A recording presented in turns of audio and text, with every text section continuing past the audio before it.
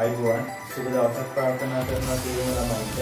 ඉතින් අපි අද සම්බන්ධ වෙලා ඉන්නේ උසස් පෙළ දිනකරණය ආදායම දරුවන් සඳහා ඉදිරිපත් කරන පාඩම් මාලාවේ තවත් අධ්‍යයනයක් ඉදිරිපත් කිරීම සඳහා. ඉතින් මම පොරොන්දු වුණ අද බහුවර්ණ ප්‍රශ්න වලට අදාළව ප්‍රශ්න 10ක් අපි නිවැරදිව කරන්නේ කොහොමද? ඊට අදාළව අපි කාලය කළමනාකරණය කරගන්නේ කොහොමද කියන එක ළමයින්ට උගන්වනවා කියලා. ඉතින් මම අද බලාපොරොත්තු වෙන්නේ මේ බහුවර්ණ ප්‍රශ්න 10ක් තෝරගෙන ඊට අදාළව නිවැරදිව ගණනය කිරීම කරන විදිය සහ ඒ සම්බන්ධයෙන් අපි දැනගත යුතු අත්‍යවශ්‍ය උපක්‍රම කිහිපයක් පිළිබඳව ඔයාලට උගන්වන්න. ඉතින් මීට කලින් අපි පාඩම් 8කට අදාළ වීඩියෝස් ඉදිරිපත් කරලා තියෙනවා. ඒ වගේම බහුවර්ණ ප්‍රශ්න සාකච්ඡා කිරීමට අදාළ වීඩියෝහිකුත් ළමයින්ට ඉදිරිපත් කරලා තියෙනවා. ඉතින් මේ පාඩම පළවෙනි වතාවට බලන ළමයෙක් නම් ඒ වීඩියෝසුත් බලලා උසස් පෙළ විභාගයට සාර්ථකව මුහුණ දීම සඳහා ඔයාලගේ දැනුම වර්ධනය කරගන්න කියලා ඉල්ලලා සිටිනවා. ඉතින් මම වැඩි වෙලාවක් ගන්න නැතුව අද මම සාකච්ඡා කරන්න බලාපොරොත්තු වෙන බහුවර්ණ ප්‍රශ්න 10ට යොමු වෙන්නම්. ඉතින් ළමයි මම අද තෝරගත්තේ ටිකක් සංකීර්ණ බහුවර්ණ ප්‍රශ්න ප්‍රමාණයක්. ඒ වගේම මම ආරාධනා කරනවා මේ බහුවර්ණ ප්‍රශ්න වලට අදාළව මම පිළිතුරු ගණනය කරද්දී මාත් එක්කම එකතු වෙලා ඒ පිළිතුරු ගණනය කරන්න. එතනින් අපිට හොඳ අවබෝධයක් හොඳ අත්දැකීමක් ලබා ගන්න පුළුවන් කොහොමද බහුවර්ණ ප්‍රශ්න වලට අදාළව අපි නිවැරදිව පිළිතුරු ගණනය කරන්න කියන එක. ඉතින් මම අද තෝරගත්ත ප්‍රශ්නය තමයි ළමයි අපොස උසස් පෙළ 2019 විභාගයට අදාළව අපිට ඉදිරිපත් වෙලා තියෙන බහුවර්ණ ප්‍රශ්න පත්‍රයේ ප්‍රශ්නාංක 6 සිට ප්‍රශ්නාංක 15 දක්වා ප්‍රශ්නාංක 6 සිට ප්‍රශ්නාංක 15 දක්වා ඒ ප්‍රශ්න 10 සාකච්ඡා කිරීම සඳහා තමයි මම අද යොමු වෙන්නේ. ඉතින් පාස් පේපර්ස් තියෙන ළමයෙක් ඉන්නවා නම් එයාට පුළුවන් ඒ පාස් පේපර්ස් පොතක් දැන් සපය ගන්න 2019 බහුවර්ණ ප්‍රශ්නාංක 6 සිට 15 දක්වා කොටස පාස් පේපර්ස් එකක් සපය ගන්න බැරි ළමයෙක් ඉන්නවා නම් අපි මේ තිරය තුලත් ඊට අදාළව අභ්‍යාසය පෙන්නනවා. ඒක බලාගෙනම අපිත් එක්ක ගණනය කිරීම කරන්න එකතු වෙන්න කියලා ආරාධනා කරනවා. හොඳයි. එහෙනම් දැන් අපි මේ ප්‍රශ්න වලට අදාළව ගණනය කිරීම සඳහා යමු. හොඳයි ළමයි. එහෙනම් මම දැන් සූදානම් වෙන්නේ මේ MCQ ප්‍රශ්න 10ට අදාළව ගණනය කිරීම සිදු කිරීම සඳහා. ඉතින් ළමයි මේ MCQ ප්‍රශ්න කරද්දී අපි අනිවාර්යයෙන්ම දැනගන්න ඕනේ කරුණක් තමයි එක MCQ ප්‍රශ්නයක් පිළියෙල කිරීම සඳහා අපිට ලැබෙන්නේ විනාඩි 2කට ආසන්න කාලයක්. ඉතින් මේ විනාඩි 2කට ආසන්න කාලය තුල අපි MCQ එක ප්‍රශ්නයක් නිවැරදිව ගණනය කරගන්න එක ඉතාමත් වැදගත් වෙනවා. සම්පූර්ණ MCQ ප්‍රශ්න ප්‍රමාණයට පිළිතුරු ලිවීම සඳහා කාලය කළමනාකරණය කර ගැනීම සඳහා. හොඳයි. අපි වැඩි වෙලාවක් ගන්න නැතුව මේ ප්‍රශ්න ටික සාකච්ඡා කිරීම සඳහා යොමු වෙමු. බලන්න. මුලින්ම කියනවා අංක 6 සහ 7 ප්‍රශ්න වලට පිළිතුරු සැපීමට පහත තොරතුරු භාවිතා කරන්න. පහත තොරතුරු සමන්ගේ ව්‍යාපාරයේ 2019 මාර්තු මාසයේ වැටුප් ලේඛනයෙන් උපුටා ගන්නා ලදී. මෙම ව්‍යාපාරය 2019 3.1 දින ආරම්භ කරන ලදී. ඉතින් නම් පැහැදිලි මේ තොරතුරු සමන්ගේ ව්‍යාපාරයට අදාළව මාර්තු මාසයේ සඳහා වැටුප් සම්බන්ධ තොරතුරු තමයි අපිට ඉදිරිපත් කරලා තියෙන්නේ. ඉතින් මම ඊට කලින් වැටුප් ලේඛන වලට අදාළ වීඩියෝ එක අපේ ළමයින්ට ඉදිරිපත් කිරීමක් සිදු කරා. හොඳයි. බලමු අපෙන් අහලා තියෙන ප්‍රශ්න. මුලින්ම අපිට තොරතුරු වර්ගයක් සපයලා තියෙනවා ළමයි. දල වැටුප එකෙන් අඩු කරලා තියෙනවා සේවක අර්ථ සාධක අරමුදල ඊට පස්සේ සුද්ධ වැටුප ගණනය කරලා තියෙනවා. එහෙනම් පැහැදිලි සේවකයාගේ දල වැටුපෙන් අඩු කිරීමක් විදිහට තියෙන එකයි. ඒ තමයි සේවකයාට අදාළව EPF 10% ප්‍රමාණය. හොඳයි. ඊට පස්සේ සුද්ධ වැටුප ගණනය කරලා තියෙනවා 450ක් විදිහට. ඊට පස්සේ තියෙනවා EPF සඳහා සේවය දායකයේ 15%යි 75යි සේවක භාරකාර මුදලට සේවය දායකයේ 3%යි 15ක් විදිහට. ඊට පස්සේ පළවෙනි තොරතුරක් කියලා තියෙනවා කිසියම් මාසයක EPF සහ ETF ඊළඟ මාසයේ 10 වන දින ප්‍රේෂණය කරනු ලබන අතර ප්‍රේෂණය කරනවා කියන්නේ ගෙවීම සිද්ධ කරනවා වගේ අදහසක්. සුද්ධ වැටුප මෙම මාසය තුලම ගෙවනු ලබයි. එහෙනම් පැහැදිලි EPF සහ ETF ගෙවීම සිද්ධ කරන ළමයි ඊළඟ මාසයේ 10 වෙනිදා සුද්ධ වැටුප ඒ කියන්නේ සේවකයාට ගෙවන වැටුප මේ මාසයේම ගෙවීම සිද්ධ කරනවා. හොඳයි. පළවෙනි ප්‍රශ්නේ අහලා තියෙන්නේ සමන්ගේ ව්‍යාපාරයේ 2019 3.31 දිනට පහත ගනුදෙනු වල බලපෑම පහත කුමන ගිණුම් කරන සමීකරණයෙන් පෙන්වනු ලබයිද? එතකොට මේ ගිණුම් කරන සමීකරණ ටිකක් දීලා අපෙන් අහන කුමන ගිණුම් කරන සමීකරණයෙන්ද මේ ගනුදෙනුවට අදාළව නිවැරදි බලපෑම පෙන්වුම් කරන්නේ. එතනදී වත්කම් සමානයි වගකීම් ධන හිමිකම් කියන මූලික ගිණුම් කරන සමීකරණය තමයි අපිට ඉදිරිපත් කරලා තියෙන්නේ. බලන්න. මුලින්ම අපි සේවකයාට අදාළව දල වැටුප සටහන් කරමු. සේවකයාට අදාළව දල වැටුප අපි දන්නවා පැහැදිලිවම වියදමක්. ඒක මම ඉස්සල වීඩියෝ එකේදී පැහැදිලි කිරීමක් සිදු කරා. එතකොට එහෙනම් ඒක වියදමක් නිසා අනිවාර්යෙන්ම හිමිකමෙන් අඩු වෙන්න ඕනේ ළමයි 500යි. පැහැදිලි. ඊට පස්සේ සේවකයාගේ දල වැටුපෙන් අඩු කරලා තියෙනවා EPF අරමුදල සඳහා 50ක්. ඒතර අභ්‍යාසයේ කිව්වා EPF ගෙවීම සිද්ධ කරන්නේ ඊළඟ මාසයේ 10 වෙනිදා කියලා.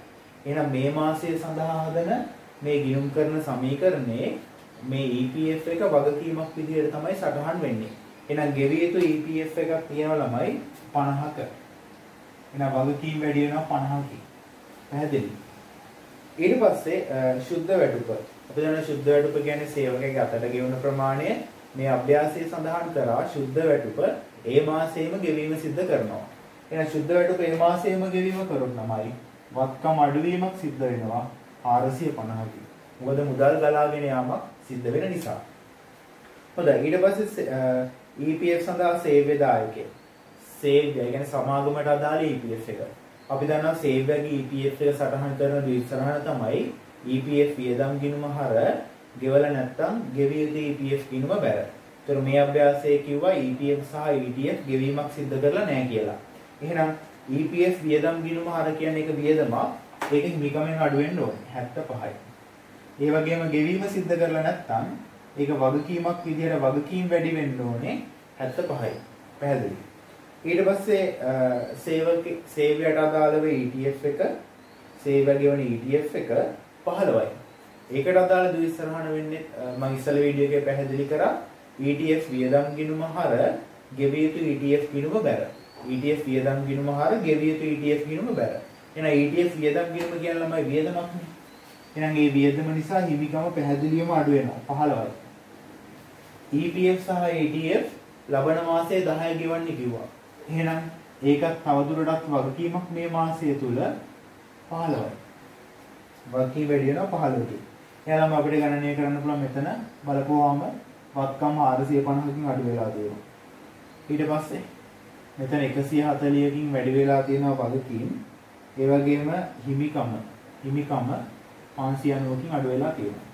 එතකොට මේකට අදාළ පිළිතුර විදිහට අපිට අභ්‍යාසයේ සපයලා තියෙන දෙවෙනි පිළිතුර ඒක අපිට දෙවෙනි පිළිතුර විදිහට බාර ගන්න පුළුවන්. හොඳයි. හත්වෙනි ප්‍රශ්නෙට යන්න. ඒ දින 2019 331 දිනෙන් අවසන් මාසය සඳහා EPF වියදම සහ 2019 331 දිනට EPF වගකීම සටහන් කිරීම සඳහා නිවැරදි ද්විසරහන. එතකොට ළමයි EPF වියදම සහ EPF වගකීම සටහන් කිරීම සඳහා නිවැරදි ද්විත් සටහන තමයි අපෙන් ඉල්ලලා තියෙන්නේ. එතකොට අපි දන්නවා EPF වියදම සටහන් කිරීම ගැන. EPF වියදම කියන්නේ සමාගම නැත්නම් ව්‍යාපාරයේ විසින් ගෙවන EPF එකනේ. ඒතර ව්‍යාපාරයේ විසින් ගෙවන EPF එක විදිහට අභ්‍යාසයේ සඳහන් වෙන්නේ 75. ඒකට අදාළ දෙවිසරණ මම ඉස්සෙල්ලා කිව්වා EPF වියදම් ගිණුම හර ගෙවිය යුතු EPF ගිණුම බැර. එහෙනම් සමාගමට අදාළ EPF එක 75යි, EPF වියදම් ගිණුම හර 75යි, ගෙවිය යුතු EPF ගිණුම බැර 75යි.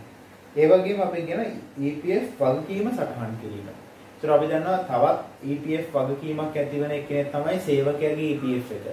කියන්නේ සේවකයාගේ වැටුපෙන් අඩු කරගන්න EPF එකත් මේ මාසය තුල ගෙවීමක් සිද්ධ කරන්නේ නැහැනේ. ඔක්කොම EPF සහ ETF ගෙවන්නේ එකට ඊළඟ මාසයේ 10 වෙනිදා. එහෙනම් සේවකයාට අදාළ EPF එක මේ මාසයේ වගකීමක් වෙනවා. එහෙනම් මේකේ සටහන් කරන්න ඕනේ. එතකොට සේවකයාට අදාළ EPF එකේ විස්තරණ වෙන්නේ ළමයි වැටුප් ගිණුම හර 75යි ගෙවිය යුතු EPF ගිණුම බැර 75යි. මොකද සේවකයාගේ EPF එක අඩු කරගන්නේ වැටුපෙන්නේ. සේවකයාගේ EPF එක අඩු කරගන්නේ වැටුපෙන්. අපි දන්නවා දල වැටුප කෙලින්ම ව්‍යාපාරයේ වියදමක් විදිහට වැටුප් ගිණුම හර වෙනවා. ඊට පස්සේ සේවකයාට ගෙවන ප්‍රමාණය මුදල් පාලන ගිණුම බැර වෙනවා. EPF ප්‍රමාණය ගෙවිය යුතු EPF ගිණුම බැර වෙනවා. මෙතනදී අපෙන් අහලා තියෙන්නේ සේවකයාගේ ගෙවිය යුතු EPF එකට අදාළ දේ ඉස්සරහන විතරයි. එතකොට එහෙනම් වැටුප් ගිණුම හර ගෙවිය යුතු EPF ගිණුම බැර. පැහැදිලිද? හොඳයි. මේකේ අවසාන පිළිතුර වශයෙන් ගත්තොත් EPF වියදම් ගිණුම හර වෙනවා 75ක්, වැටුප් ගිණුම හර වෙනවා 50ක්. ඒ වගේම ගෙවිය යුතු EPF ගිණුම සම්පූර්ණයෙන්ම වැරෙනවා 125ක්. එහෙනම් මේකේ පිළිතුර විදිහට අපිට බාර ගන්න පුළුවන් පස්වෙනි පිළිතුර. පැහැදිලිද? හොඳයි. 8 වෙනි ප්‍රශ්නයට යන්න. 8 වෙනි ප්‍රශ්نين අපෙන් අහලා තියෙන න්‍යාය සම්බන්ධ ප්‍රශ්නයක්. ඒකේදී අහනවා ව්‍යාපාරයක ගිණුම් කරන සංකල්ප භාවිතය සම්බන්ධයෙන් පහත දැක්වෙන කුමන ප්‍රකාශය සත්‍ය වේද? පළවෙනි එකෙන් දීලා තියෙන ළමයි සාමාන්‍ය කොටස් හිමියන්ට ගෙවන ලද ලාභාංශ රඳවාගත් විපයම් වලින් අඩු කර පෙන්වීම සඳහා පදනම සපයනු ලබන්නේ ඒකක සංකල්පයකින්. මොකද්ද ඒකක සංකල්පය කියන්නේ? ඒකක සංකල්පය කියන්නේ ව්‍යාපාරයක පුද්ගලයෙක්, ඒකේ අයිතිකාරයා තවත් පුද්ගලයෙක්. ඒ කියන්නේ ව්‍යාපාරයට එහි අයිතිකරුගෙන් වෙන්නු ස්වාධීන පැවැත්මක් තියෙනවා කියන එක. පැහැදිලිද?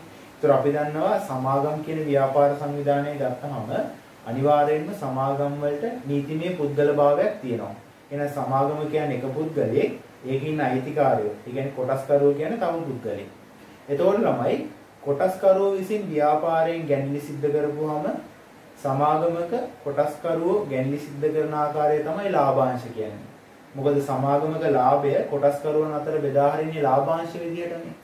එහෙනම් ඒ ලාභාංශ ගෙවීම සිද්ධ කරපුවම අපි හිමිකමෙන් අඩු කරන්නේ අනිවාර්යෙන්ම මොකක් විදියටද? හිමිකමෙන් අඩු කරන්න ප්‍රධානම හේතුව තමයි ව්‍යාපාරයේ එක සංකල්පය. නැත්නම් ගිණුම් කරන එකක සංකල්පය. මොකද ව්‍යාපාරයක පුද්ගලයෙක්, එහි අයිතිකරුවෝ තවත් පුද්ගලයෙක්, අයිතිකරුවෝ විසින් ව්‍යාපාරයෙන් කිසියම් මුදලක් ගත්තාම එයාලට ගෙවන්න තියෙන හිමිකම අඩු වෙනවා. පැහැදිලිද? එහෙනම් ළමයි ඒ පිළිතුර අපිට 8 වෙනි ප්‍රශ්නයේට අදාළ පිළිතුර විදිහට බාර ගන්න පුළුවන්. අපෙන් අහලා තියෙන සත්‍ය ප්‍රකාශය. ඒ අනිවාර්යයෙන්ම රඳවාගත් විපයම් වලින් ලාභාංශ අඩු කරන්න හේතුව තමයි ව්‍යාපාරයක සංකල්පය. පැහැදිලි. ඊට පස්සේ යන 9 වෙනි ප්‍රශ්නය පිරිවැය සහ ශුද්ධ උපලබ්ධිතාවය යන දෙකෙන් අඩු වටිනාකම මූල්‍ය ප්‍රකාශන තුල තොගය හඳුනා ගැනීම සඳහා පහත කුමන ගිණුම් කරන සංකල්පය සපයනු ලබයිද?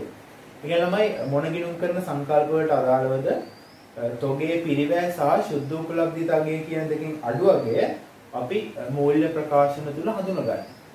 පැහැදිලිවම අපි දන්නවා ශුද්ධ උපලබ්ධිතාවය කියන්නේ අපේ ව්‍යාපාරයේ තියෙන අවසාන තොගය අනාගතයේ විකුණන්න පුළුවන් වෙතයි අපි අපේක්ෂා කරන මිල නැත්නම් ඒ අවස්ථාවේ අපිට ලැබෙන ලාභය. එතකොට ළමයි අපි පැහැදිලිවම ශුද්ධ උපලබ්ධිතාවය තොගේ පිරිවැයට වඩා අඩු වගයක් ගන්නවා නම් ඒක ගැළපීමක් සිද්ධ කරනවා මූල්‍ය ප්‍රකාශනවල. උදාහරණයක් විදිහට තොගේ පිරිවැය 1000ක් තිබිලා ශුද්ධ උපලබ්ධිතාවය 800ක් තියෙනවා නම් අපි දන්නවා ශුද්ධ උපලබ්ධිතාවය 800යි කියන්නේ මේ තොගේ අනාගතයේ විකුණලා අපිට ලාභය ලබන්න පුළුවන්. ඒ කියන්නේ අපිට ලාභයක් විදිහට ලබන්න පුළුවන් 800යි. නමුත් තොගේ පිරිවැය 1000ක් තියෙනවා. එතන අපිට පැහැදිලි 200ක අලාභයක් අපිට ලබන්න සිද්ධ වෙනවා අනාගතයේ මේ තොගේ විකිණීමෙන්. ඒ අවස්ථාවේදී අපි අලාභය මේ අවුරුද්දේ මූල්‍ය ප්‍රකාශන වල සටහන් කිරීමක් සිද්ධ කරනවා. එහෙම කරන්න ප්‍රධානම හේතුව තමයි ළමයි අනාගතයේ ඇති වෙන අවදානමක් නැත්නම් අනාගතයේ ඇති වෙන අලාභයක් වර්තමානයේදීම අපි හඳුනාගෙන ඊට අදාළව ගැළපුම් සිද්ධ කිරීමක්. එහෙනම් අනිවාර්යයෙන්ම ව්‍යාපාරයේ ආරක්ෂාව සඳහා තමයි ඔය ගැළපීම මූලික වශයෙන්ම සිද්ධ කරන්නේ. එහෙනම් ආරක්ෂණ සංකල්පයේ කියන තවත් නමක් තමයි ළමයි විචක්ෂණ සංකල්පය. එහෙනම් ආරක්ෂණ සංකල්පය නැත්නම් විචක්ෂණ සංකල්පයට අනුව තමයි තොගේ පිරිවැයයි ශුද්ධ උපලබ්ධිතාවය කියන දෙකෙන් අඩු වගේ හඳුනගන්නේ. ඒ වගේම පිරිවැයට වඩා ශුද්ධ උපලබ්ධිතාවය අඩුයි නම් එතකොට ඒ අවස්ථාවේ අපි දන්නවා වියදමක් ඇති වෙනවා. මම අරගත්ත උදාහරණයක් ගන්න. පිරිවැය 1000යි ශුද්ධ උපලබ්ධිතාවය 800යි නම් තොගේ කපා හැරීමක් සිද්ධ කරන්න වෙනවා 200කින්. ඒ 200 ළමයි ව්‍යාපාරයේ වියදමක්නේ. අපි දන්නවා ආදායම් ප්‍රකාශනය තුල වියදම් ගලපන්නේ මොන සංකල්පයෙන්ද? ගැළපුම් සංකල්පය. එහෙනම් ඒ වියදම සටහන් කරද්දී අදාළ වෙන සංකල්පය ගැළපුම් සංකල්පය. එහෙනම් මේ තොග කපා හැරීමට අදාළ සංකල්ප දෙක වෙන්නේ පළවෙනි එක ආරක්ෂණ සංකල්පය, ඒ කියන්නේ විචක්ෂණ සංකල්පය සහ ගැළපුම් සංකල්පය. ඒ ප්‍රශ්නෙට පිළිතුර විදිහට ළමයි අපිට පස්වෙනි පිළිතුර යොදා ගන්න පුළුවන්. හොඳයි ළමයි. දැන් 10 වෙනි ප්‍රශ්නෙට යමු. ඒකේ දිනවා 2019 3:31 දින ආයතනයක සම්පූර්ණ තොගයම එහි ගබඩාවේ ඇති වූ ගින්නකින් විනාශ විය. කියන්නේ 2019 3:31 දවසේ ව්‍යාපාරයේ සම්පූර්ණ තොගයම ගබඩාවේ ඇති වූ ගින්නකින් විනාශ වෙලා 2019 3:31 දිනෙන් අවසන් වර්ෂය සඳහා පහත තොරතුරු සපයා ඇත. එහෙනම් පැහැදිලිමයි 2019 3:31 කියන්නේ වසර අග දිනය. ඒතර වසර අග තොගය තමයි සම්පූර්ණයෙන්ම ගින්නකින් විනාශ වෙලා තියෙන්නේ. ඒක වුණ පැහැදිලි. එතන සපයලා තියෙනවා 2018 4:1. ඒ කියන්නේ ආරම්භක තොගය ගැනුම් කරපු ප්‍රමාණය ඒ වර්ෂය තුල ආපසු යවුම් කරපු ප්‍රමාණය විකුණුම් කරපු ප්‍රමාණය විකුණුම් වියදම්. ඊට පස්සේ තියෙනවා ආයතනය පිරිවැය මත 120ක ලාභාන්තිකයක් සහිතව භාණ්ඩ විකුණු ලබයි. ඒක තමයි ආයතනයේ ව්‍යාපාරය භාණ්ඩ විකිණීම සිද්ධ කරන්නේ පිරිවැය මත 120ක්. පැහැදිලිව ගොත් විකුණු පිරිවැය මත 120ක ලාභයක් ලැබෙන විදිහට තමයි භාණ්ඩ විකිණීම සිද්ධ කරන්නේ මේ ව්‍යාපාරයේ.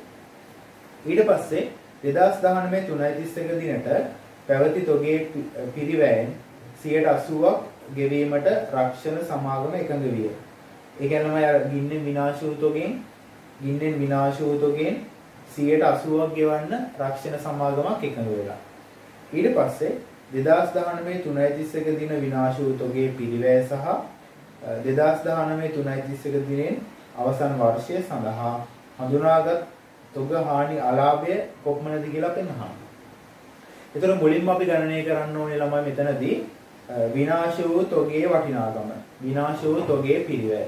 කියන්නේ ව්‍යාපාරයේ අවසාන තොගේනේ විනාශ වුනේ. එහෙනම් අවසාන තොගේ පිරිවැය හොයාගත්තා නම් ගින්නෙන් විනාශ වූ තොගේ පිරිවැය ගණනය කරගන්න පුළුවන්. පැහැදිලි. ඒතර අපි කොහොමද මේ ගින්නෙන් විනාශ වූ තොගේ අපි හොයාගන්නේ? කියන්නේ අවසාන තොගේ හොයාගන්නේ. අපි දන්නවා ළමයි මෙතන ආරම්භක තොගය ගැනුම් ආපසු යවුම් විකුණුම් කියන සියලුම තොරතුරු දීලා ඊට අමතරව අපිට දලලාභ අනුපාතයකුත් දීලා තියෙනවා. එතන කියනවා ආයතනයේ පිළිවැය මත 120ක ලාභයක්. එතනින් මම හිතනවා, ඒ කියන්නේ වෙළඳ ගිණුම තුලින් මට මේකට අදාළ පිළිතුරු ගණනය කරගන්න පුළුවන් වෙයි කියලා මම හිතනවා. කොහොමද? අපි දන්නවා මේ වෙළඳ ගිණුම තුල වෙළඳ ගිණුම කියන්නේ ආදායම් ප්‍රකාශනයේ මුල් කැලණේ. වෙළඳ ගිණුම තුල විකුණුම් වලින් අපි අඩු කරනවා විකුණුම් පිරිවැය. විකුණුම් පිරිවැය හන්නේ කොහොමද? ආරම්භක තොගය ධන ගැනුම් අඩු කරා අවසාන තොගය. ඊට පස්සේ අපිට ගණනය කරන්න පුළුවන්මයි දල ලාභය. මේක හැමෝම දන්නවා. මේ ආදායම් ප්‍රකාශනයේ මුල් කැලේ. හොඳයි. දැන් බලන්න මේකට අදාළව තොරතුරු අපි සටහන් කරගමු මේ ලේඛනය තුල ඉක්මනට. මුලින්ම තියනවා තමයි ආරම්භක තොගය 750යි. ආරම්භක තොගය 750යි. ඊට පස්සේ ගැනුම් 1750යි. ගැනුම් 1750යි. ඊට පස්සේ ආපසු යවුම් 250යි. අපි දන්නවා ආපසු යැවීමක් සිද්ධ කරොත් අපි ඒක ගැනුම් වලින් අඩු කරනවා. ආපසු යැවීමක් සිද්ධොත් ඒක අපි ගැනුම් වලින් අඩු කරනවා. එහෙනම් ආපසු යවුම් කියලා අපි අඩු කරන්න ඕනේ 250ක්. පැහැදිලි? ඊට පස්සේ ළමයි විකුණුම් 2400යි. විකුණුම් 2400යි. ඊට පස්සේ විකුණුම් වියදම් 300යි. විකුණුම් වියදම් කියලා සඳහන් වෙන්නේ ළමයි අපි දන්නවා විකිණීම සඳහා අපි විකුණුම් සේවකයන්ට කොමිස් ගෙවීමක් සිදු කරන්න ඕනේ, වැටුප් ගෙවීමක් සිදු කරන්න ඕනේ, විකුණන්න යද්දී ප්‍රවාහන වියදම් දරන්න ඕනේ. මේ වගේ විකුණුම් කරද්දී විවිධ වියදම් දරන්න වෙන්න පුළුවන්. ඒ දරන වියදම් අපි විකුණුම් පිරිවැය තුල ඇතුළත් කරන්නේ නැහැ. ඒ දරන වියදම් අපි ඇතුළත් කරන්නේ බෙදා හැරීමේ වියදම් තුල. එහෙනම් දලලාභයට පස්සේනේ බෙදා හැරීමේ වියදම් තියෙන්නේ. එහෙනම් විකුණුම් වියදම් මේ කොටසට අදාළ වෙන්නේ නෑ ළමයි. පැහැදිලිනේ? හොඳයි. බලන්න ඊට පස්සේ කියනවා ළමයි ආයතනයක පිරිවැය මත 120ක ලාභාන්තිකය.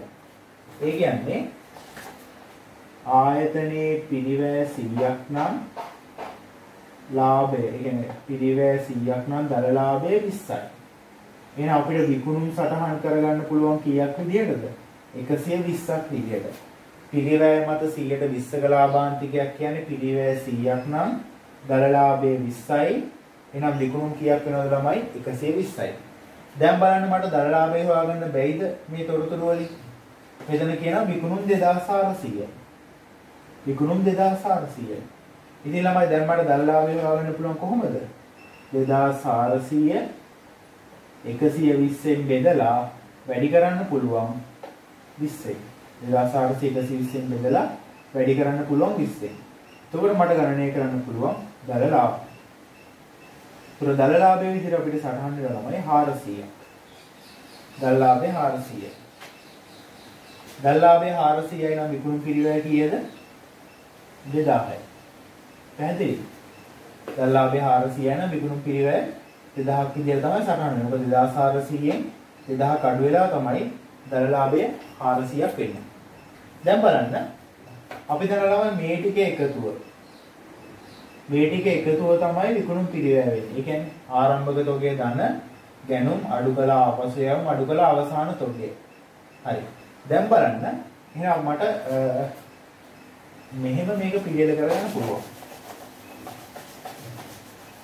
මෙතනදී 750 ධන 1750 ඍණ 250 ඍණ අවසාන තොගය අපිට සපයලා නැහැ.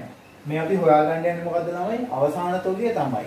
මොකද අවසාන තොගයේ ගින්නෙන් විනාශ වුනේ. ඒ ගින්නෙන් විනාශ වූ පිළිවෙල හොයාගන්න තමයි මේ අවසාන තොගය අපිට අවශ්‍ය වෙන්නේ. ඉතින් ළමයි ඒක නැති නිසා මම මේකට x කියලා දාන්නම්. ඒතර මේ ටික එකතුව සමාන වෙන්න ඕනේ 2000ට. පැහැදිලි.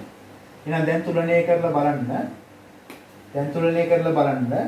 x වෙනුවට අපිට කීයක අගයක්ද මේ අභ්‍යාසය ලැබෙන්නේ කියලා. x වෙනුවට ළමයි අපිට 250ක් එනවා. x වෙනුවට 250. එහෙනම් x කියන්නේ මොකද්ද? අවසාන තොගය. අවසාන තොගය. එහෙනම් බලන්න අවසාන තොගයේ ගින්නකින් විනාශ වුණා නම් ඒ අවසාන තොගයේ පිරිවැය, කියන්නේ ගින්නෙන් විනාශ වූ තොගයේ පිරිවැය 250යි. පැහැදිලි. එහෙනම් විනාශ වූ තොගයේ පිරිවැය 250යි. ඊට පස්සේ තොග හානි අලාභය. දැන් තොග හානි අලාභය කියන්නේ අපි හිතමු මේ අවසාන තොගයක්, ඒ කියන්නේ 250යි අවසාන තොගයම විනාශ වුණානේ. ඒ අවසාන තොගය සඳහා කිසිම රක්ෂණවන්දියක් ලැබුණ නැත්නම් තොග හානි අලාභය වෙන්නේ මේ 250ම තමයි. මොකද ඒකම අපිට අලාභයක්නේ. නමුත් මේ සඳහා 180ක රක්ෂණවන්දියක් ලැබෙනවා. ඒතකොට 180ක රක්ෂණවන්දියක් ලැබුණාම අර ඉතුරු 120 තමයි තොග හානි අලාභයේ විදිහට අපි සටහන් කරන්න ඕනේ. පැහැදිලි? ඒතකොට බලන්න 250ට 180ක් රක්ෂණවන්දි ලැබෙනවා. ඒතකොට කිසිම දෙයක් ලැබෙන්නේ නැත්te ළමයි 120ක්. ඒතකොට තොග හානි අලාභය දැන් මට ගණනය කරන්න පුළුවන් 50ක් විදිහට. තොග හානි අලාභය ළමයි 50යි. පැහැදිලි? 180ක් සඳහා රක්ෂණවන්දි හම්බ වෙනවා. රක්ෂණවන්දි හම්බෙන්නේ නැති 20 තමයි 100ට. තොග හානි අලාභයේ විදිහට අපි සටහන් කරන්නේ. එහෙනම් මේකට අදාළ උත්තරේ විදිහට අපිට පළවෙනි පිළිතුර යොදා ගන්න පුළුවන් ළමයි. 10 වෙනි ප්‍රශ්නෙට අදාළ පිළිතුර පළවෙනි පිළිතුර. හොඳයි ළමයි. දැන් ඉන්නේ 11 වෙනි සහ 12 වෙනි ප්‍රශ්න වලට පිළිතුරු සැපීම සඳහා පහත තොරතුරු භාවිතා කරන්න කියලා කියනවා. එතනදී බලන්න 2019 3:31 දින අවසන් වර්ෂය සඳහා චතුරිකා ට්‍රේඩර්ස්හි කෙටුම්පත් මූල්‍ය ප්‍රකාශන වලින් පහත තොරතුරු උපුටා ගන්නා ලදී. ඒ කියන්නේ චතුරිකා ට්‍රේඩර්ස් විසින් දැනටමත් මූල්‍ය ප්‍රකාශන ඉදිරිපත් කරලා පිළියෙල කරලා ඉවරයි. ඒ මූල්‍ය ප්‍රකාශන වලින් ලබාගත් තොරතුරු ටිකක් තමයි පහත දැක්වෙන්නේ. බලන්න. දල ලාභය 850යි, පරිපාලන වියදම් 275යි, බෙදා හැරීමේ වියදම් 200ක් සහ මූල්‍ය සහ වෙනත් වියදම් විදිහට 100ක් සටහන් වෙනවා. ඊට පස්සේ කෙසේ වුවද කෙටුම්පත් මූල්‍ය ප්‍රකාශන පිළියෙල කිරීමෙන් පසුව පහතදා එළිදරව් විය. එළම උඩ තියෙන තොරතුරු ගණනය කරයි පස්සේ තමයි මේ පල්ලෙහා තියෙන ගනුදෙනු ටික අනාවරණය වෙලා තියෙන්නේ. එහෙනම් ඒව අනිවාර්යයෙන්ම අපි අර මූල්‍ය ප්‍රකාශන වල නැවත ගැලපීමක් සිදු කරන්න ඕනේ. හොඳයි.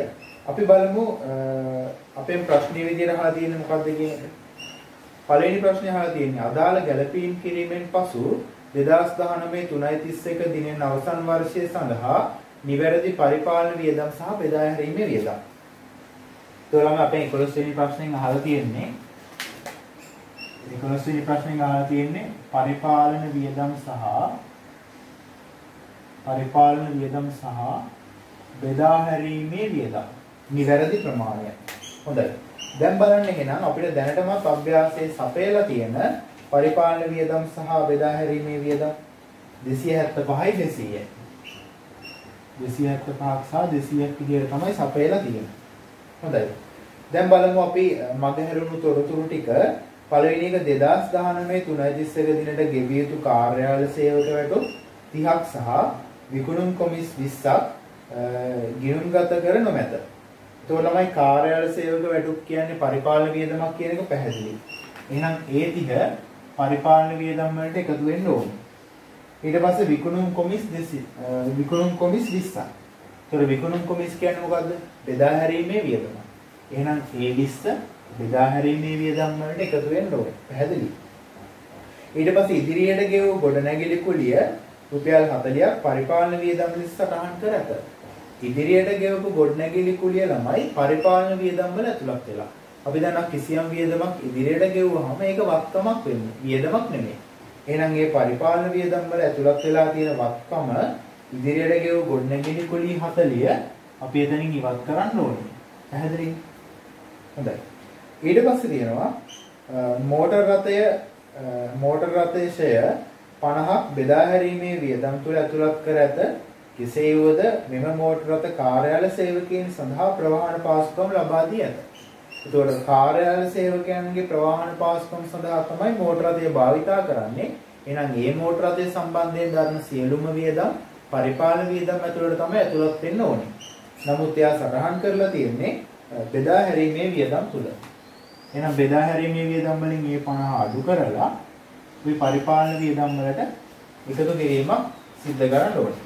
එහෙනම් ළමයි පැහැදිලි මේ ගනුදෙනු ටික හරි ගැස්සුවායින් පස්සේ මෙතන අපිට දකින්න පුළුවන් 315ක් විදිහට පරිපාලන වියදම් ඒ වගේම බෙදා හැරීමේ වියදම් 170ක් විදිහට. පැහැදිලි. නම් මේ ප්‍රශ්නයට 11 වෙනි ප්‍රශ්නයට අදාළ පිළිතුර වෙන්නේ ළමයි 4 වෙනි පිළිතුර. හොඳයි. 12 වෙනි ප්‍රශ්නයට යන්න. අදාළ ගැළපීම් කිරීමෙන් පසු 2019 3.31 දින අවසන් වර්ෂය සඳහා ලාභය ගණනය කරන්න තියෙනවා. ඒතර මම ලාභය ගණනය කිරීම සඳහා පොඩි ස්ටේට්මන්ට් එකක් ගහගන්නම්. මෙතනදී මට දර ලාභය සපයලා තිබ්බ ගානට අදාළව ඒකෙන් වියදම් 3ක් සපයලා තිබ්බ ළමයි ඒ දර ලාභයෙන් බෙදා හැරීමේ වියදම් පරිපාලන වියදම් සහ ආය වියදමක් සපයලා තියෙන මූල්‍ය වියදම්. මේ වියදම් තුන අඩු කරායින් පස්සේ අපිට සුද්ධ ලාභය ගණනය කරගන්න පුළුවන්. බලන්න.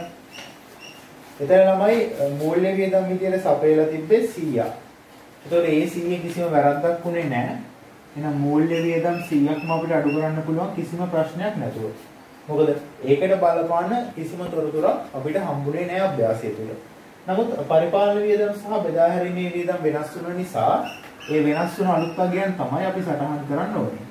ඒකට පරිපාලන වියදම් 315යි බෙදා හැරීමේ වියදම් 170යි.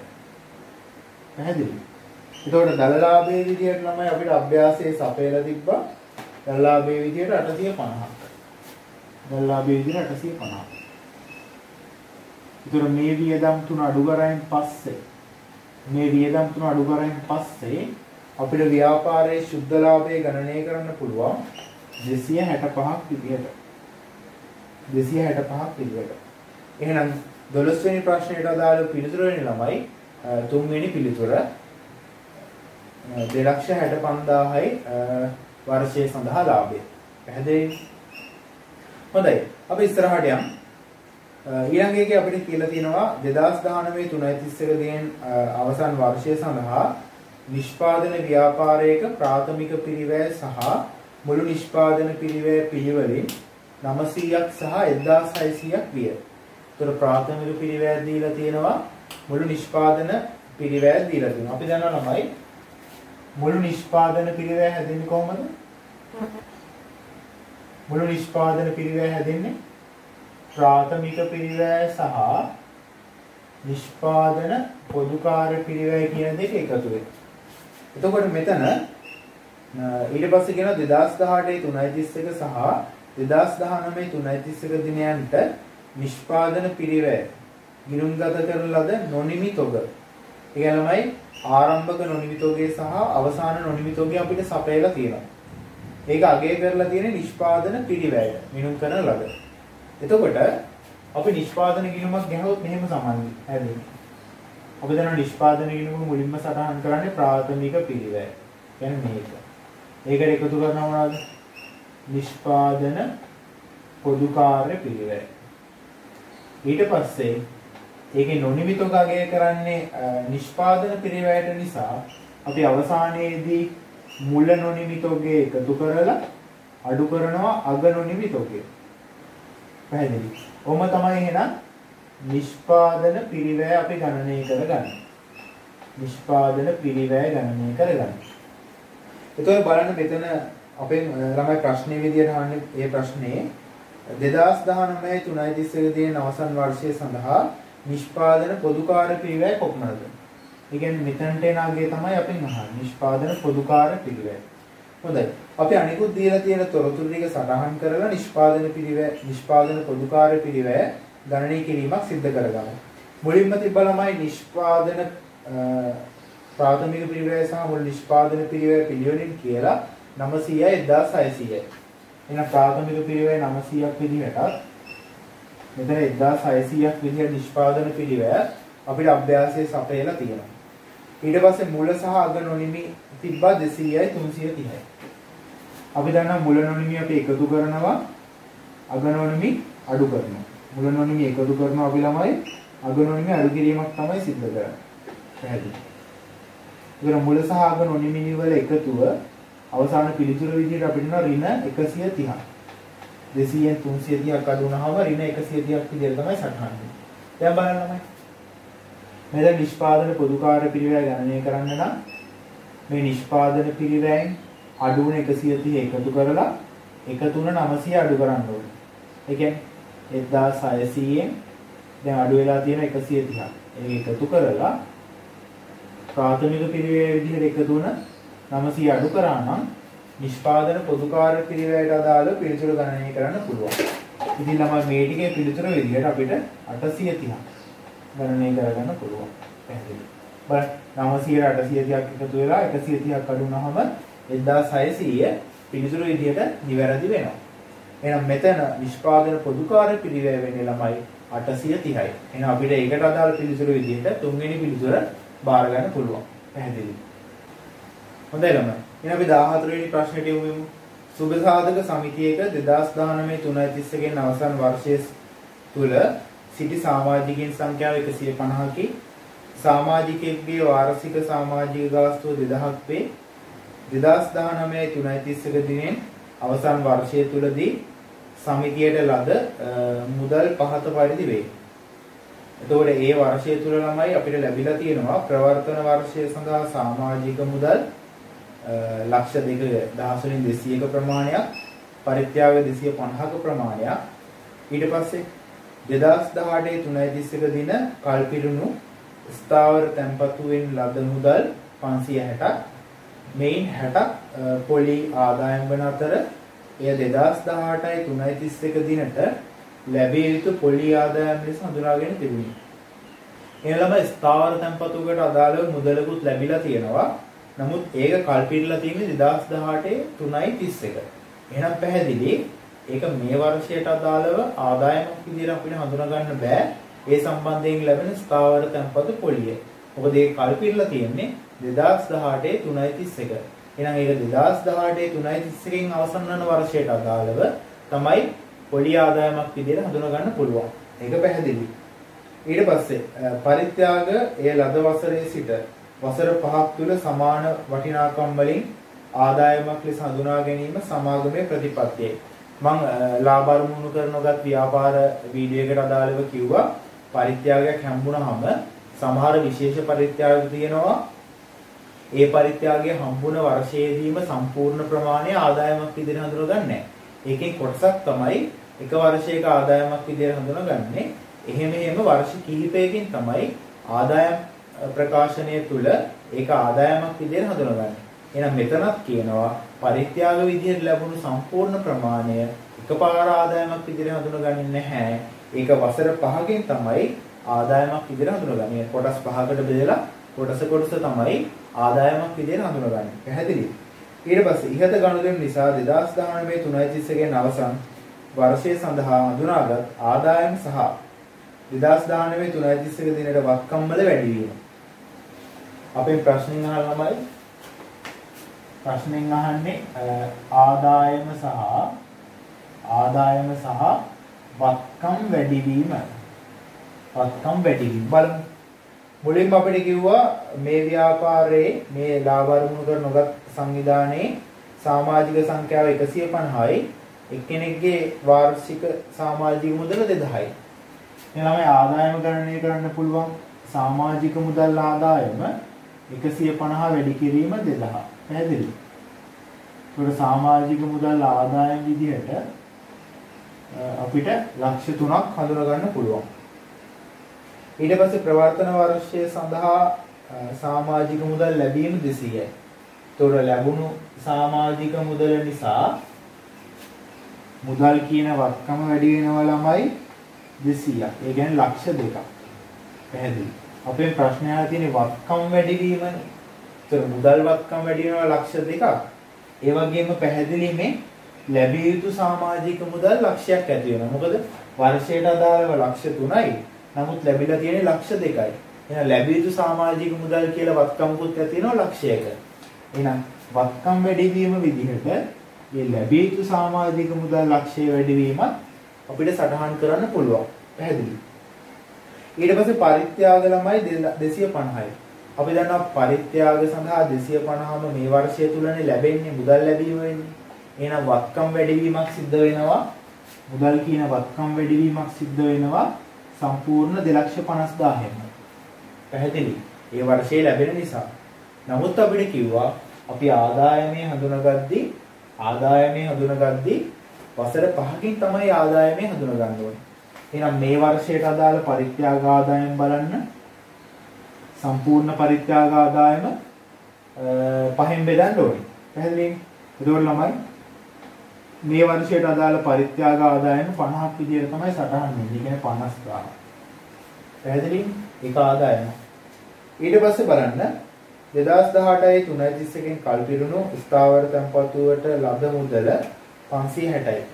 මේ 60ක් පොලි ආදායම වන අතර එය 2018යි 3.31 දිනට ලැබිය යුතු පොලි ආදායම ලෙස හඳුනාගෙන තිබුණා. එහෙනම් පැහැදිලි මේ පොලි ආදායම අපිට ව්‍යාපාරයේ මේ වර්ෂයේ ආදායමක් විදිහට සටහන් කරන්න බෑ. මොකද ඒ පොලි ආදායම 2018යි 3.31 දිනෙන් ඉවර වෙන අවුරුද්දට අදාළ පොලි ආදායමක්. ඒක පැහැදිලි. ඊට පස්සේ ළමයි වත්කම් වලට ගියෝ. ස්ථාවර තැන්පතුව දැන් පොලි ආදායම 60000ක් නම් ස්ථාවර තැන්පතුව ලක්ෂ 5ක්නේ. අපි දන්නවා ස්ථාවර තැන්පතුව ලක්ෂ 5ක් කොහොමත් අපි ස්ථාවර තැන්පතු කියන වත්කම විදිහට තමයි ව්‍යාපාරයේ පොත්වල වාර්තා කරන්නේ. ඒතොර ඒ ලක්ෂ 5 සඳහා මුදල් ලැබුණාම වත්කමක් අඩු වෙලා තව වත්කමක් වැඩි වෙනවා. වත්කම් වැඩි වීමට බලපෑමක් වෙන්නේ නැහැ. මේ 60000 බලන්න ස්ථාවර තැන්පතු පොලි ඒකත් අභ්‍යාසයේ කියනවා 2018 3.31 දිනට ලැබිය යුතු ස්ථාවර තැන්පතු පොලි විදිහට හඳුනගෙන තිබ්බලු. එහෙනම් ළමයි 2018 3.31ටත් මේක ලැබිය යුතු ස්ථාවර තැන්පතු පොලියක් විදිහට තිබ්බා කියන්නේ මේ අවුරුද්දේ මුලට එද්දී මේක වත්කමක් විදිහට සටහන් වෙනවා. ඒතකොට ඒ ලැබිය යුතු ස්ථාවර තැන්පතු මම ඒක අඳුරන් පෙන්නන්නම්. මෙයා කියනවා නම් මේක ලැබිය යුතු ස්ථාවර තැන්පතු පොලියක් විදිහට මේ 60000 මේ වසර මුලක් වත්කමක් විදිහට තිබ්බා. ඒතකොට මේ ලැබිය යුතු ස්ථාවර තැන්පතු පොලිය ලැබෙද්දී මේ වත්කමෙන් 60000ක් අඩු වෙලා තමයි මුදල් කියන වත්කම වැඩි වෙන්නේ. ඒතකොට මේ අවස්ථාවේදී පැහැදිලි වත්කම් වැඩිවීමක් සිද්ධ වෙන්නේ නැහැ. දැන් ස්ථාවර තැන්පතුවේ ලක්ෂ 5න් වත්කම් වැඩිවීමක් සිද්ධ වෙන්නේත් නැහැ. ඒ ලැබුණු පොලියෙන් වත්කම් වැඩිවීමක් සිද්ධ වෙන්නේත් නැහැ. පැහැදිලි. එහෙනම් අපිට මේක ළමයි අවසාන පිළිතුර ගණනය කරගන්න පුළුවන්. 3,50,000යි මෙතන ළමයි 5,50,000යි. පැහැදිලි? එහෙනම් ළමයි 14 වෙනි ප්‍රශ්නෙට පිළිතුර දෙවෙනි පිළිතුර විදිහට අපිට බාර ගන්න පුළුවන්. ඊට පස්සේ එන 15 වෙනි ප්‍රශ්නේ පහත කුමන ප්‍රකාශ හවුල් ව්‍යාපාරයක කට අදාළව නිවැරදි වේද? හවුල් ව්‍යාපාරයකට අදාළව නිවැරදි වෙන ප්‍රකාශ ටික අහන්නේ. බලන්න හවුල් ව්‍යාපාරයේ ලාභ අනුපාතය වෙනස් වූ විට ඒ කීර්ති නාමය ඇස්තමේන්තු කරනු ලබයි. අපි දන්නා හවුල්කාරයෙක් පැමිණෙද්දී හවුල්කාරයෙක් විශ්‍රාමයේදී ඒ වගේ අවස්ථාවල හවුල් ව්‍යාපාරයේ ලාභ අනුපාතය වෙනස් වෙනවා හවුල්කාරයන්ගේ. ඒ වගේම හවුල්කාරයන්ට විවිධ හේතුන් මත ඔවුන්ගේ ලාභ අනුපාතය වෙනස් කරගන්න පුළුවන්. එහෙම ලාභ අනුපාතය වෙනස් වෙන අවස්ථාවක අපි අනිවාර්යයෙන්ම කීර්තිනාමය ගණනය කරලා කීර්තිනාමයේ ගැළපීමක් සිදු කරනවා. එහෙනම් ඒක නිවැරදි පිළිතුරක් ළමයි. ඊට පස්සේ 1890 හවුල් ව්‍යාපාර ආඥාපනතේ 42 වෙනි වගන්තියට අනුව හවුල් ව්‍යාපාරයක කීර්තිනාමය අස්තමේන්තු කරනු ලබයි. අපි දන්නා මම හවුල් ව්‍යාපාර වල අදාළ වීඩියෝ එකේදී ඒක පොඩ්ඩක් පැහැදිලි කරා. 42 වෙනි වගන්තිය කියන්නේ ළමයි අපිට හවුල්කාරයෙක් ණයක් සපයලා තිබ්බොත් ඒ ණය සඳහා අපි අවම වශයෙන් 105ක පොලියක් ගෙවන්න ඕනේ. ඒ වගේ කතාවක් තමයි අපිට 42 වෙනි වගන්තිය කියන්නේ. ඒතර කීර්තිනාමය සම්බන්ධයෙන් 42 වෙනි වගන්තිය සටහන් වීමක් සිද්ධ වෙන්නේ නැහැ. පැහැදිලිනේ? එහෙනම් ඒ පිළිතුර වැරදි. ඊට පස්සේ 1890 හවුල් ව්‍යාපාර ආච්ඡාපනතේ 24 වෙනි වගන්තියට අනුව හවුල්කරුවන් වේතන සඳහා හිමිකම් නොලබයි. අපි දන්නවා 24 වෙනි වගන්තියේ සටහන් වෙන්නේ හවුල් වේතන, ප්‍රාග්ධන පොලි සහ ලාභාලාභ කොටස් සම්බන්ධයෙන්. එතනදී අපිට කියනවා ප්‍රාග්ධන පොලි හම්බෙන්නේ නැහැ, හවුල් වේතන හම්බෙන්නේ නැහැ, ලාභාලාභ සමසමව බෙදා ගන්න ඕනේ කියලා. එහෙනම් මේ ප්‍රකාශනයේ හරි හවුල් වේතන හිමි නොවේ කියන එක. පැහැදිලි. ඊට පස්සේ D හවුල්කරුවන් විසින් හවුල් ව්‍යාපාරයක ලාභය ඉවත් කර ගැනීමේ ක්‍රමයක් ලෙස ගැනීම භාවිතා කරයි. ඒතර හවුල් ව්‍යාපාරයකින් හවුල්කාරයෝ ඒගොල්ලෝ ලාභය ගෙදර ගෙනියනවා නම් ඒකට අපි කියන්නේ ගැනීම කියලාම තමයි. ඒකෝර ඒක හරි. ඊට පස්සේ 1890 හවුල් ව්‍යාපාර ආඥාපනතේ 24 වෙනි වගන්තියට අනුව හවුල්කරුවන්ගේ ප්‍රාග්ධන ශේෂ මත 5%ක පොලියක් ගෙවිය යුතුයි. අපි දන්නවා ප්‍රාග්ධන පොලිය ගෙවන්න එපා කියලා තමයි ඒ වගන්තියෙන් කියන්නේ. හවුල් ව්‍යාපාර ආඥාපනතේ 24 වෙනි වගන්තිය කියන්නේ ප්‍රාග්ධන පොලිය ගෙවන්න එපා කියන එකනේ. ඒතර මෙතන 5%ක පොලියක් ගෙවනවා කියන එක වැරදි. ඒතර අපිලා පිළිතුරු විදිහට ගන්න පුළුවන් ACD කියන පිළිතුරු තුන. එහෙනම් ඒකට අදාළ පිළිතුර දෙවෙනි පිළිතුර. හොඳයි ළමයි. එහෙනම් අපි අද දවසේ අදාළව ප්‍රශ්න 15 සාකච්ඡා කරලා ඉවරයි. මම හිතනවා ඔයගොල්ලන්ට ඒ ගණනය කිරීම කරන විදිය පැහැදිලිව අවබෝධ වෙන්නේ නැති කියලා. ඒ වගේම මේ ගණනය කිරීම කරනවා වගේම අපි කාලය කළමනාකරණය කර ගැනීමත් ඉතාමත් වැදගත්. ඉතින් විභාග අභ්‍යාසයකට අදාළව ඔයගොල්ලෝ පිළිතුරු ලියද්දී අනිවාර්යයෙන්ම කාලයක් තියලා ඒ අදාළ කාලය ගණනය කරලා ඒකට පිළිතුරු ලියන්න යොමු වෙන්න. ඊට පස්සේ අපිට උසස් පෙළ විභාගයට ගිහිල්ලා පහසුවෙන්ම කාලය කළමනාකරණය කර ගැනීමේ හැකියාවක් ලැබෙනවා. ඉතින් ළමයි ඉදිරියටත් අපි පාඩම් සහ අත්‍යවශ්‍ය පාඩම් සහ මේ වගේ MCQ වැඩසටහන් ඉදිරිපත් කරන්න. ඔයාලට අවශ්‍ය පාඩම් තියෙනවා නම් අපිට කමෙන්ට් తీරුවෙන් ඉදිරිපත් කරන්න පුළුවන්. ඒ වගේම ඔයාලගේ අදහසුත් මේ වැඩපිළිවෙල සම්බන්ධයෙන් කමෙන්ට් తీරුවෙන් ඉදිරිපත් කරන්න කියලා ඉල්ලලා සිටිනවා.